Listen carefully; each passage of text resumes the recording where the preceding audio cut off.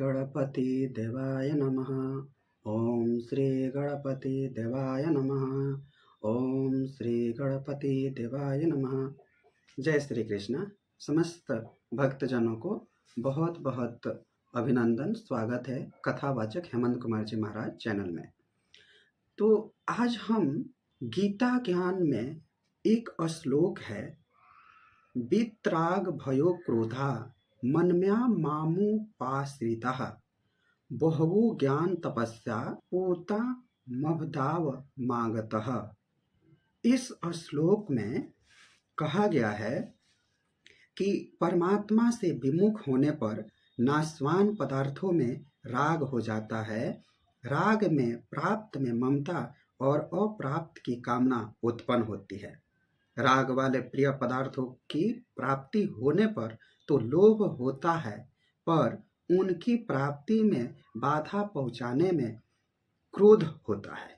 यह बाधा पहुंचाने वाला व्यक्ति अपने से अधिक बलवान हो और उस पर अपना वश ना चल सका तथा समय पर हम उसका अनिष्ट कर देगा, ऐसी संभावना हो तो भय होता है। इस प्रकार नाशवान पदार्थों के राग से ही भय, क्रोध, लोभ, ममता, कामना आदि सभी दोषों की उत्पत्ति होती है। राग के मिटने पर ये सभी दोष मिट जाते हैं। पदार्थों को अपना और अपने लिए न मानकर दूसरों के लिए मानकर उसकी सेवा करने से राग मिटता है। कारण कि वास्तव में पदार्थ और क्रिया से हमारा संबंध है ही नहीं।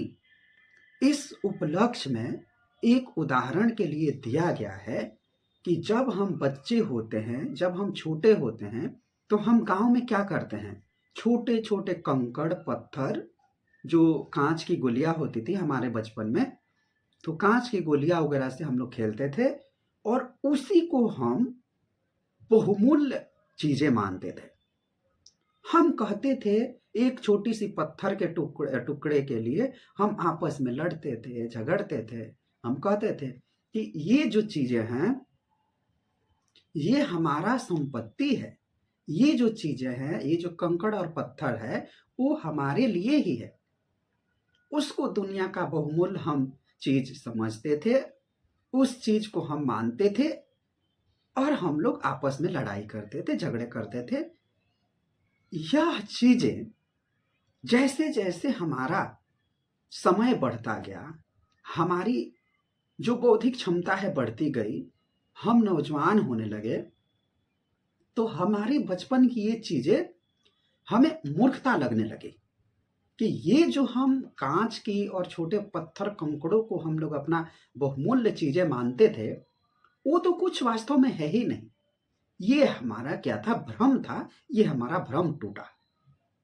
ये जैसे ही हमारा भ्रम टूटा, हम नौजवान हुए, तो हमें क्या पता चला कि जो पैसा है, रुपया है, उनको हम लोगों ने बहुमूल्य कीमतें समझने लगे।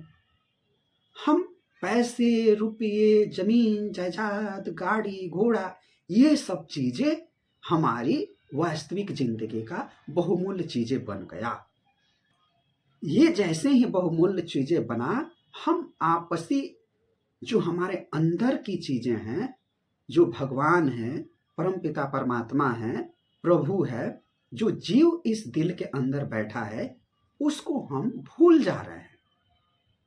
तो जो भ्रम हमारा बचपन से लेकर युवावस्था, किशोरावस्था होने तक कंकड़ पत्थर पे था, और वो कंकड़ पत्थर, वो भ्रम हमारा टूटा नौजवान हुए तब।